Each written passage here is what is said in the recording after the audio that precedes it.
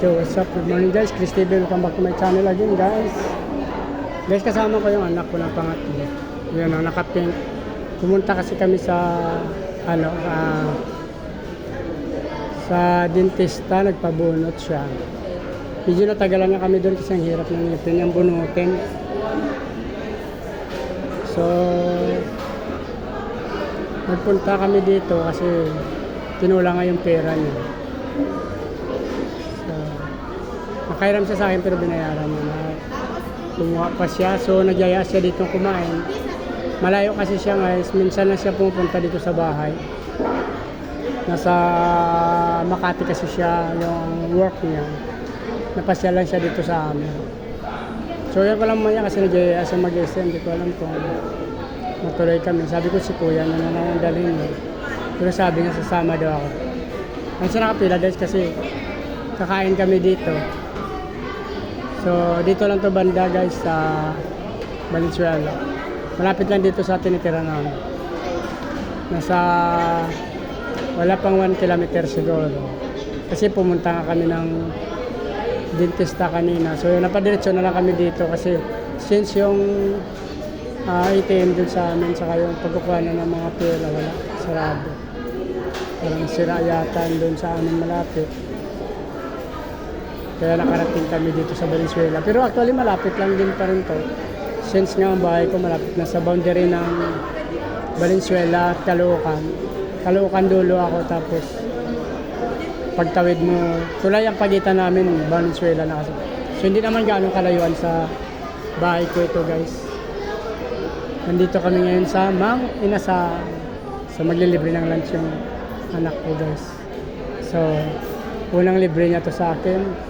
Matagal na rin siya nakatrabaho siguro. Hindi ko nasa 1 year na siya doon sa work niya sa Makati guys. Nakapagregalo na siya sa akin ng mga damit pero ngayon niya lang ako ililibre ng pagkain guys. So thankful naman tayo kahit nakatambay lang tayo ngayon. Mayroon tayong magpapakain sa atin at maglilibre guys. Since may work naman na sila. Ang mga anak ko tatlo naman may work so yung panganay ko yung gumagastos sa aming bahay at sa ang aking pangalawa. So yung anak kong pangatlo, bihira lang kasi pumunta dito sa amin. Namamasyal-masyal lang siya dito. Since wala naman siya work Saturday Sunday. Kaya nakapunta siya sa amin. Ay nakaprint guys.